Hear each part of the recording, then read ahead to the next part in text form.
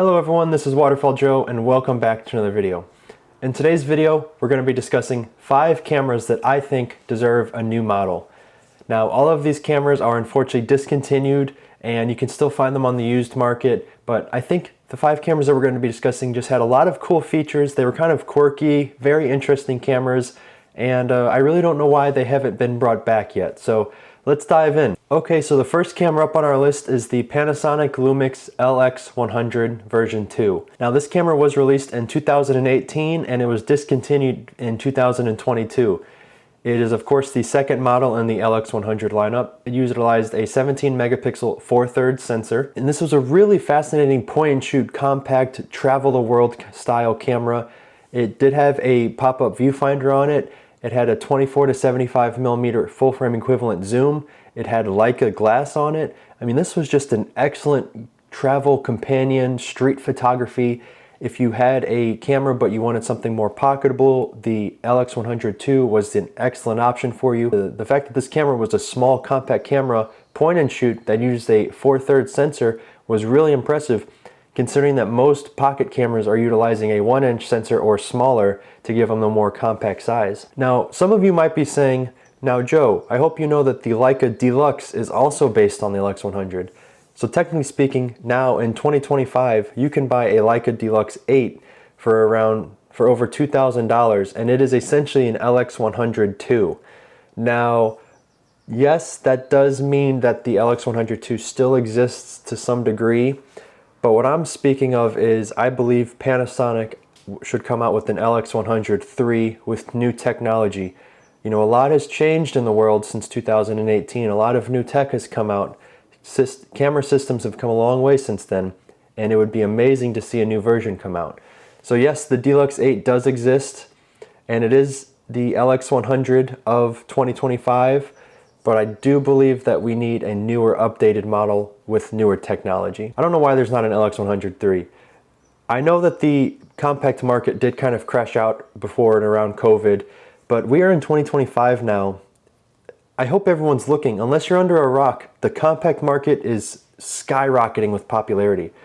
The Canon G7X, the Fujifilm X100 VI, the Canon SX740. These are all point and shoot compact cameras that people can't get enough of.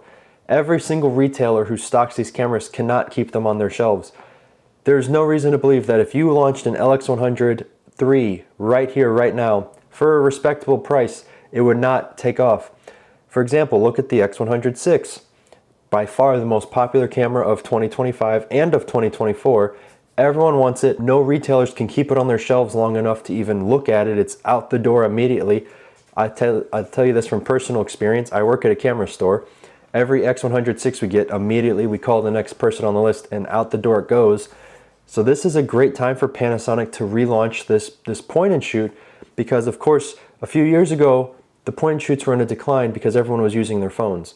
And now here we are in 2025, people realize that phone cameras really do not hold a candle to an actual real camera, and everyone's having this demand for compact cameras again. Canon just launched the PowerShot V1. This is one of the first new compact cameras in over 6 years since the decline in 2019. Canon, one of the world's largest camera manufacturers, sees a demand for the compact cameras. Panasonic, this is your chance to bring back one of the greatest compact cameras of all time. So what I want to see in the Panasonic Lumix LX100 version 3. So first of all, we have to discuss that it was using the 17 megapixel sensor. Now Panasonic offers the 25 megapixel sensor out of the G9 II. It would be awesome if they could take the 25 megapixel 4/3 sensor and put it into an LX100 just to give it a little bit of a resolution spike. Even use the 20 megapixel sensor that OMs are using. Why not? I love it, it's great. Another thing that I personally love that I don't know if the camera needs to have, but it would definitely be helpful, would be an updated weather sealed body. As a travel oriented camera, I believe weather sealing is kind of a must have.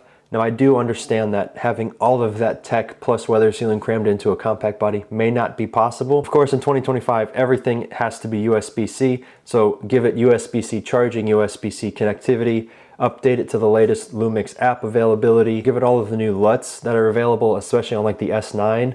Make it more customizable for your street photographer crowd. You know, the people who don't want to do as much computer editing. Make the LX100 III the more compact Fujifilm, you know. This is This is Panasonic's chance to see the X100 crowd, a camera that cannot fit in your pocket, and take those people, bring them over to Panasonic and say, you want an X100 and of course you can't get it because no one can get them. You want an X100 that can fit in your pocket? Here's the LX100 III for you, and you won't have to pay way over MSRP asking price for this camera. I've been looking at LX100 IIs as a great pocket-sized camera for whenever I don't want to take my OM1 around with me, and they're still going used for over $1,000. I'm struggling to grasp the idea of paying over $1,000 for a camera that came out 7 years ago, but as you can see, there's a high demand for these cameras, and I really think there would be no better time to launch an LX100 III than in 2025. Okay, so the second camera on our list is the holy grail of point-and-shoot cameras. If you want a point-and-shoot camera, there is no better camera than this one. It is the Sony RX1R II. Now, this camera launched all the way back in 2015, and with Sony, they don't really discontinue anything or they don't announce it, but from what I read, it was finally discontinued in Japan in 2024. So that gives it 9 years of shelf life. That's pretty impressive. Now, this camera is one of the most unique cameras that I know of. So it launched in 2015. It utilizes a 42 megapixel full frame sensor. It has a Zeiss 35mm f2 fixed camera lens. It is a lens specifically made for this camera. You cannot buy a 35 f2 Zeiss that is the same as this. The lens is essentially butting up right against the sensor. You can't really replicate it with any sort of interchangeable lens mirrorless camera. Lots of people say you can take an A7CR and get a 35. It's just not the same. It's really not the same. That Zeiss 35 on that camera is one of the sharpest lenses out there. This camera was never made for mass market. You know, it was a more niche camera, kind of like the Leica Q. This camera was made for your more casual traveler, someone who didn't want to deal with lenses. Now, if there has ever been a sign of a cult following for a camera, the Sony RX1R II still sells for over $2,000 used, and it is a 10-year-old camera at this point. That is so incredible. I can't fathom spending that kind of money on a camera with technology essentially from 2015. But if you go on KEH and you look up RX1R II, every single one of them is going for over $2,000. I totally get it. This camera has one of the sharpest lenses. It is one of the most compact travel full frame setups that you can get. It's razor sharp lens. It's Sony technology. What's more to like? It did have a few flaws, however. And first of all, it is a 10-year-old camera and it utilizes a tiny little battery. Another thing that I just don't know why they didn't do, they didn't put weather sealing in it. And I totally understand for the size and the compactness, you know, some things have to go. But just like the LX100, if you're gonna make a small travel compact camera, I really think you should try to put weather sealing if the engineering allows for it. Now, Sony has grown to be this humongous tech giant of a company. They were big in 2015 and they're even bigger now in 2025. With the amount of cameras that they have released since then, I don't see a better time to announce the RX1R version 3. There's been rumors on Sony Alpha Rumors of an RX1R III, but this guy makes rumors every month about this camera. So there's no definitive source of an RX1R III coming. We can all hope and pray and wish, but there's no definitive source yet. But just like the LX100 III from Lumix, there's no better time to launch a travel compact camera. Look at the success of the Fuji X100 and the Leica Q3. People want compact point-and-shoot cameras with very high-quality glass, and the RX1R II was one of the best of its kind. It's time for an RX1R III. What would I like to see in an RX1R III? First of all, we have to address the battery life. Sony's batteries have come a long way. Most of their cameras nowadays are using the godly FC100 battery.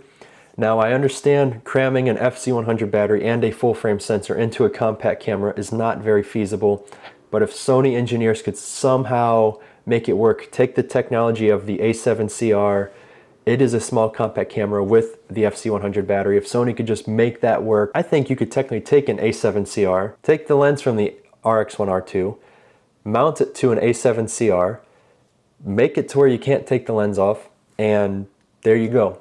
That is your RX1R III, and that's exactly what these people would want. Sell it for $3,500 and it will be a top seller for you, Sony. If you can get a camera with better battery life with the brand new 2025 Sony menu system and the autofocus and the video features, I think you'd have a winner on your hand. Okay, and time for the last fixed lens camera on this list. This is the Nikon Coolpix A. Now, this camera came out in 2013 and was discontinued roughly around 2018. This was a 16 megapixel APS-C sized fixed lens compact point and shoot that could fit in your pocket.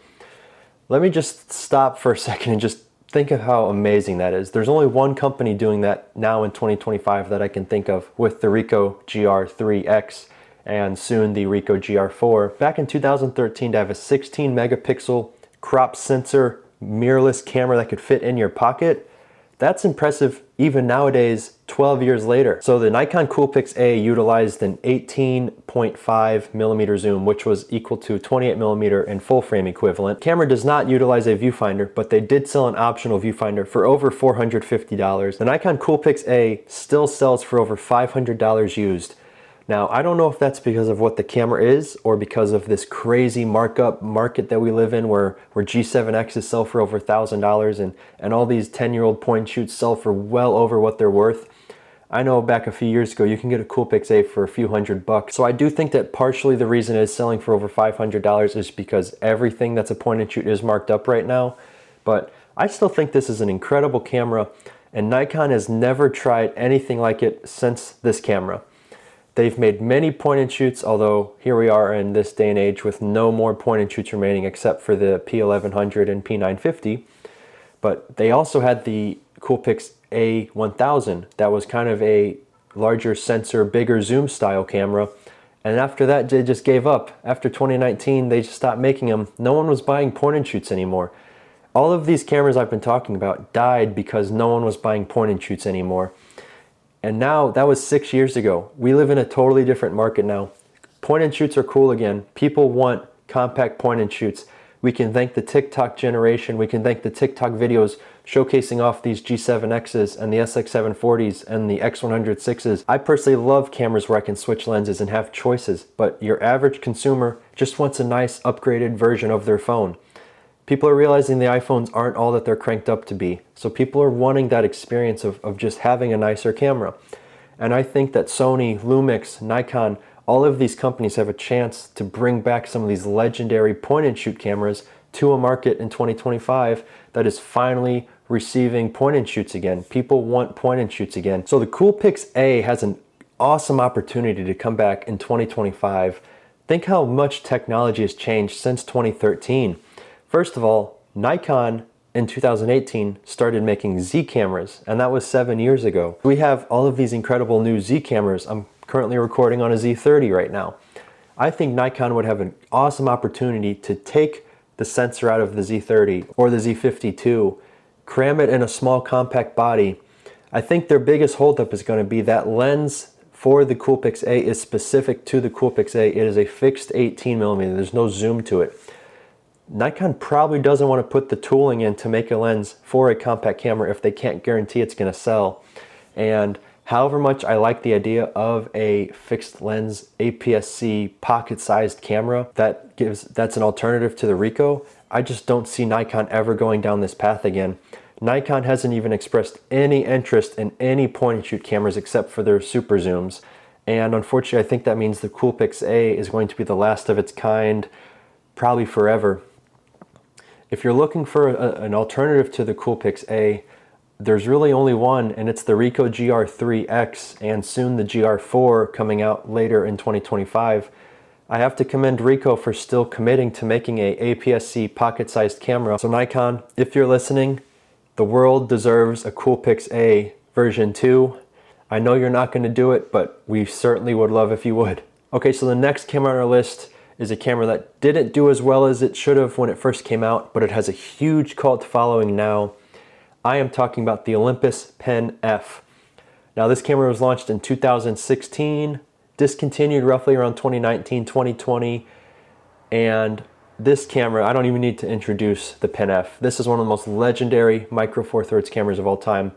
I recently did a poll on my YouTube channel a few weeks ago about what is the most beautiful micro four thirds camera, and the Pen F won that poll, which is crazy because I also put the OM3 in there, and I think the OM3 is the best looking micro four thirds camera. Anyways, the Pen F utilizes a 20 megapixel 4/3 sensor. It is a rangefinder style, and it's a throwback to the old Pen F Olympus film camera from back in the 60s and 70s. Many people think it is one of the greatest looking digital cameras of all time. It's known for being small, fashionable.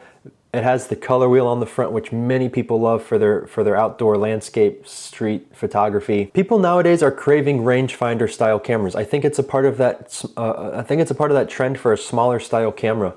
Examples such as the Lumix GX9, the GX85, the Fujifilm X Pro 3, the Fujifilm X-E4. All of these cameras are rangefinder style cameras that are no longer made, but people are paying way over original asking price just because it's a rangefinder style. The Pen F as well. These cameras still sell for over $1,000 on the used market, and this is a camera that is almost 10 years old now. People are dying to have an updated 2025 Micro Four Thirds rangefinder camera, and everyone that I talk to would love a Pen F version 2. There's been some rumors of OM system. There's been some speculation. You know, at CP Plus, they were talking about they want to keep the Pen F line alive, but they haven't started anything yet. We all would love a Pen F version 2. I think that the Pen F original was kind of in this market when people were maybe not too worried about the more compact cameras. Once again, I'm going to say the same thing. People were using their phones. People weren't looking for cameras. This was in a pre-COVID, during COVID market when the compact camera crash happened. We are in 2025 now. Retro is cool. Rangefinders are cool. People want small cameras. So what would I like to see in a Pen F2? Now, one thing that I absolutely love on my OM1 Mark II is the menu system. I think it is so easy to use and so coherent, and I love that the menu is touchscreen. If they could take that menu and put it in every OM system camera going forward, that would be excellent. And of course, all of the computational modes. You guys have heard me talk about computational modes so many times for OM system, but the Live ND, the Live GND, the handheld high-res mode, the focus bracketing, the focus stacking, the Live composite, put all of that into a Pen F so that your photographers can leave their tripod and their filters at home and just take this beautiful compact rangefinder style retro camera with all of this tech and go on their trips without the need for tripods and filters and everything. I'd say take either the OM5 or the OM3, make it a rangefinder style, and make all of these Pen F people very happy. If you can get a Pen F2 in like that $1,000 to $1,500 range, I think it would sell excellent in this day and age. Maybe come out with the new series of prime lenses. You know, we did just get the updated weatherproof 17 and the 25mm. So if OM could come out with maybe some new updated prime lenses to match the Pen F2, I think they'd have a winner on their hands. Okay, and the final camera on our list. This camera has such a cult following in the Micro Four Thirds community. This is the Lumix GM1 / the Lumix GM5. These are the smallest Micro Four Thirds cameras ever made. The GM1 holds the record of the smallest Micro Four Thirds camera, while the GM5 came out a few years later. The biggest difference was the GM1 did not have a viewfinder, but it did have a pop-up flash. The GM5 did have a viewfinder, but no pop-up flash. These cameras utilized a 16 megapixel 4/3 sensor. They are Micro Four Thirds cameras. Now these cameras are so well known for being the smallest Micro Four Thirds camera out there. You pair up a GM1 or a GM5 with this Lumix 14mm pancake, and you truly have a interchangeable lens mirrorless camera that will fit in your pocket. And that can't really be said for a lot of cameras. Now, it is a shame that these cameras have not had a successor. I personally have thrown around the idea of getting a GM5, mostly because why not? Look how small this thing is. But I'm not paying $1,000 for a used 16 megapixel camera from over 10 years ago. Compact cameras are cool again. I'm saying the same thing I've been saying this whole video, but I'm gonna say it one more time. Compact is cool. In 2025, we have now got the Fujifilm X-M5 that was announced, and this camera is so popular. I think it's kind of a shame that the smallest current digital camera you can buy is a Fujifilm. Micro Four Thirds owns the title of smallest digital cameras. Why are they not making compact cameras again? I absolutely love my OM1 Mark II, but it is not a compact camera by any means. The OM5 and the EM10, now those are more compact, but we can get even smaller than that. The benefit of Micro Four Thirds is small, and I think that OM and Panasonic need to embrace small. Why does Fujifilm have the smallest current digital camera when Micro Four Thirds should have that title? Now is the time to bring back the GM5. throw a 20 megapixel or a 25 megapixel sensor in it, give it an updated battery, give it the updated 2025 G9 II GH7 menu system, make it this excellent camera that's compact, sell it for $1,000 with the little tiny pancake lens, take all the people from Fujifilm, bring them over to Panasonic. Everyone is looking for an alternative to their phone, and the Lumix GM5 2025 edition, you could say, you want to take pictures with something that can fit in your pocket? Get this Lumix GM5. Give it all of the new Wi-Fi connectivity with the Lumix app. Give it all the LUTs that I mentioned earlier for like the S9. Give it these creative features that everyone loves nowadays, but embrace the size. The GM5 is has a cult following in the Micro Four Thirds community because people want small. When you think of Micro Four Thirds, you think of compact, and the GM5 and the GM1 are the definitive compact Micro Four Thirds camera. And it is a true shame that they haven't got a successor in over 10 years. All right, everyone, we're gonna wrap up today's video. I hope you enjoyed it. Let me know, are there any cameras that I missed on my list? Let me know down in the comments below. There's a ton of cameras that could have made this list, and maybe I'll make a version 2 of this list at some point. If you enjoyed today's video, consider subscribing, and I will see you guys in the next one. This is Waterfall Joe. Have a great day.